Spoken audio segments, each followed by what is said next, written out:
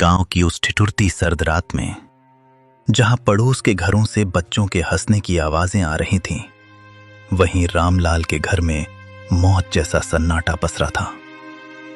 रामलाल, जिसने कभी बड़े बड़े भोज में राजाओं की तरह 56 भोग परोसे थे, आज अपनी ही बहू की जली हुई और सख्त रोटियां निगलने को मजबूर था। किस्मत का खेल देखिए, जिस हाथ ने सबको खिलाया, आज वही हाथ कांप रहे थे।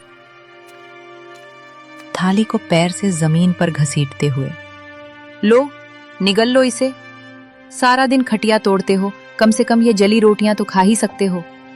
और सुन लो बुढ़े, कल सुबह सूरज निकलने से पहले आंगन चकाचक साफ मिलना चाहिए। मुफ्त की रोटियां तोड़ना बंद करो। तुम्हारी इस खांसी और मनहूसियत ने घर का सुकून छीन लिया है। बेटी, गला सूख रहा है। अगर थोड़ा सा गुड़ का टुकड़ा मिल जाता तो ये सूखी रोटी अंदर उतर जाती।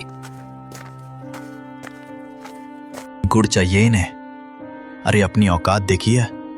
जब से मां गई है, तुम हमारे सिर पर बोझ बन गए हो। सच तो यह है कि तुम्हें भी मां के साथ ही चले जाना चाहिए था। अब यहां हमारे टुकड़ों पर पल रहे हो, और नखरे ऐसे जैसे अभी भी किसी रियासत के रसोइये हो। बेटा, जिस दिन तू पैदा हुआ था, उस दिन मैंने पूरे गांव को घी के लड्डू खिलाए थे। तुझे अपनी हथेलियों पर छांव देकर बड़ा किया। क्या यही दिन देखने के लिए मैंने तुझे काबिल बनाया था? तभी 7 साल का पोता गोलू दौड़ता हुआ आता है और रामलाल के गले लग जाता है। उसकी आंखों में गुस्सा और दुख दोनों हैं। पापा, आप दादाजी को ऐसे क्यों बोल रहे हो? जब मुझे डर लगता है तो यही दादाजी मुझे अपनी गोदी में सुलाते हैं। माँ, आपने इन्हें जली हुई रोटी क्यों दी?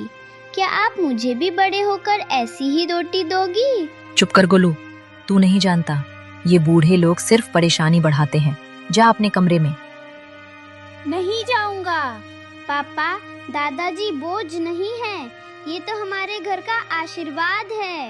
आप कहते हो ना कि ये आपके टुकड़ों पर पल रहे हैं, पर दादाजी ने तो मुझे बताया था कि ये घर और ये खेत उन्होंने अपनी मेहनत से बनाए हैं। फिर ये आपके टुकड़े कैसे हुए? गोलू, तू छोटा है, बड़ों के बीच मत बोल। रामलाल का दर्द तो फिर भी खुले आसमान के नीचे था, जिसे हवाएं सहला देती थीं। पर नेकी राम की सिसकियां उन 4 दीवारों के पीछे दम तोड़ रही थीं, जिन्हें उसने खुद अपने पसीने से सींचा था। उसका बेटा पवन और बहू शीला ने उसे घर के पीछे एक ऐसे स्टोर रूम में फेंक दिया था, जहां कबाड़ और मकड़ी के जालों के सिवा कुछ न था। उस अंधेरी कोठरी में नेकी राम का वजूद भी उस पुराने सामान जैसा हो गया था, जिसे अब कोई छूना नहीं चाहता। शीला, उफ, कितनी सड़ांध और बदबू आती है इस काल कोठरी से। पवन, कल इस बुढ़े के बर्तन एकदम अलग कर देना। मेरे बच्चों को सख्त हिदायत है कि इनके हाथ का छुआ पानी भी न पिएं, कहीं कोई बीमारी न लग जाए। और हाँ, आज इन्हें रात का खाना मत देना, सजा मिलनी चाहिए इन्हें।